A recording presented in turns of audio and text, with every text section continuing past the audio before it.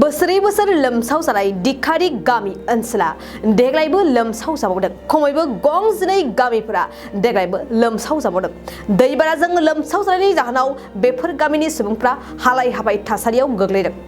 धेमाजि जिल्लानि जराय रामदन दिखारि गामि पन्चायतनि सिङाव थानाय 1 नं जामुगुरि, 2 नं जामुगुरि, 3 नं जामुगुरि, उल'नि माजगाव, उल'नि जयपुर बायदि गोबां गामिफोराव दैजों लोमसाव जादों। थारैनो मख'नाया गोनांदि बे ओनसोलनि सुबुंफ्रा देग्लाय बोसोराव नङा, थांनाय गोबां बोसोरनिफ्रायनो दैबानाजों भुगिबोनांदों। दैबाना लोमसावनायनि जाहोनाव दाउ, अमा, मोसौ मैसोनि अनगायैबो सुबुंफोरनि जानाय थानायनि फारसेबो जेंनायाव गोग्लैदों। फारसेथिं दैबानाजों लोमसाव जानाय गामिफोरखौ दासिमबो आसाम सरकार, बर' काउन्सिल, मिसिं अट'नमास काउन्सिल आरो पन्चायतनि दैदेनगिरिफ्रा रावबो खौरां लाफैयाखै। धेमाजि जिल्ला एबसु आरो रायजो राजाफ्रा दुखु मोननाय फोरमायदों। दिनै दैबानानि थासारिखौ धेमाजि जिल्ला एबसुनि दैदेनगिरिफ्रा नायगिदिंहैदों। बे समाव जनायनिफ्राय जोंनि बड'लेण्ड बुब्लिनि खौरांगिरि गौतम बसुमतारीनि खौरांखौ मिन्थिनानै लानि। गिबियावनो बड'लेण्ड बुब्लि आरो बड'लेण्ड रादाबनिसिम साबायखर बावबाय जे जोंनि बे गेजेर जनाय दख'रा दुलाराय बर' फरायसानि जिथु मोनसे जुरिसडिक्सनाव जनायनि मोनसे रामधन दिखारि गाव पन्चायत होननाय बे मोनसे पन्चायतनि आन्दाराव जोंनि 1 नं जामुगुरि आरो 2 नं जामुगुरि आरो 3 नं जामुगुरि, उलुनि जयपुर, उलुनि माजगाव आरो उलुनि 1 नं आरो 2 नं। दा बुंनो थाङोबा बे दिखारि दैमानि जिथु दै, बे दैया जोंनि माखासे ओरैबायदि मोनसे सोमजिहोदों जे मानसिफोरखौ जोंनि बेयाव मा जादों, मानसिया माने मोसौ बायदिसिना माने न'सिम हाबलांनायखाय जोंनि मानसिफोरा मा जादों, सिखार खालामनो मोनैयावनो मा जादों, जोंनिफ्रा दैबानाजों जिथु लोमसावनाय बेयाव सोरबा बेमारि मानसि दङ, सोरबा बोराय मानसि दङ, बुरै मानसि दङ, बेफोर मानसिया सिखार खालामनो हायाखै, थांनो हायाखै, न'आ लोमना दं, बिसनासिम मोनहैदों, उन्दुनो जायगा गैया, जानो थाखाय माइरं बायदिसिना माने रेडि खालामनो हायाखै।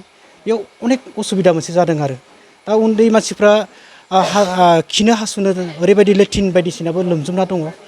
बहा थानो बहा मानो जादों।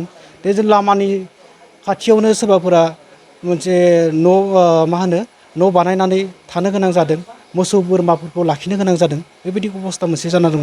दा जों सरकारखौ जों खावलायगोन जे सरकारा जोंनि फैनानै बिथांमोननि जिथु जायगा, बे जायगाखौ एसे नायनानै जों मदद होनो थाखाय जों खावलायगोन।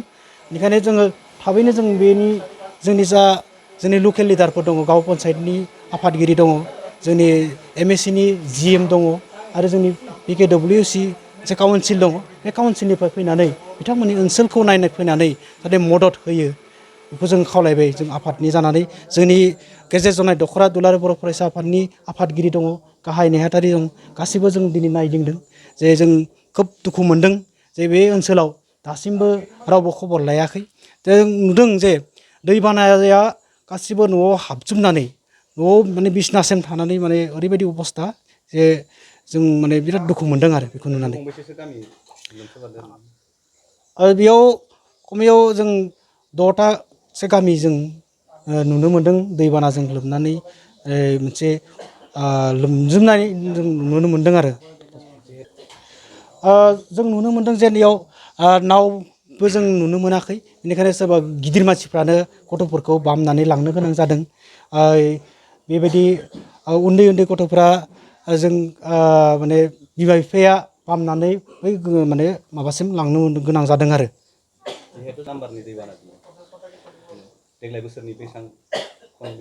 बेयाव जों मिथिनाय बायदिब्ला बेयाव दा दिनैसिम खेबथामसो फैबाय होननानै जों खोनानो मोन्दों। जिहेथु बे दैमाया जिथु अखा हाबानो फैयो, जिथु मोनसे सलुसन गैया। बे हिसाबाव सरकारा जाहाथे बेनि मोनसे सलुसनखौ दिहुननानै मा राहा लानो हायो, बे मानसिफोरखौ मोनसे बेबस्था मोनसे खालामना होनांगौ आरो सरकारनि। नोंथांमोना फैनानै नुनो मोनखादों, मानोना बेवहाय जोंनि रामधनपिरि सिङाव थानाय गासै 10-15 गामिया लोमसावना दङ आरो बेवहाय ओरैनो जोंनि गोबां आबाद फोथारा लोमना दङ। बेनि अनगायैबो मोसौ मैसो, दाउ अमा लाखिनो जायगा गैयै जादों आरो बेयाव मोसौ मैसोनि थाखाय गांसोफोर गैयै जादों आरो बेनि अनगायैबो गोबां सान अखा हाबाय आरो बिनि जाउनाव गोबां न'खरावनो दा माइरंबो आंखाल जाना फैदों बिदि माखासे गोबां खस्थ' जानो गोनां जादों आरो जोंनि रायजो राजाफ्रा दासिम जोङो खेबथामसोआनो जाबाय बेवहाय दिनैसिम जोङो ओरैनो गोजौनिफ्राय नायनो फैनाय दासिमबो नुवाखै बिथांमोनखौ फैदोंब्लाबो जों लोगो मोनाखै दासिमबो आरो ओरैनो निउसफ्रावथ' होनाय जाबाय थादों जानांगौ गोबां मानसियानो माने थांलाय फैलाय जायोथ' बे हिसाबै फोरमायनाय जादों जानांगौ दाउ अमा हिसाबैथ' माखासे जोंनि लामाफ्रावनो बे लामा मोनसे दङ लामायाबो एसे एसेल'सै बबेबा माने फुटसेसो दङ आरो बेयावनो एसे माने थिंफोर साइलाबफोर खानानै बेयाव दोननाय जादों आरो बिदि प्लेटफर्म हा गोजौ बिदिबो बेबस्था दा जोंनियाव गैथ'वा बे लामायावनो गासै लामायावनो दिहुनजोबनानै मोसौ मैसोफोरखौ दाउ अमाफोरखौ लाखिनाय जादों आरो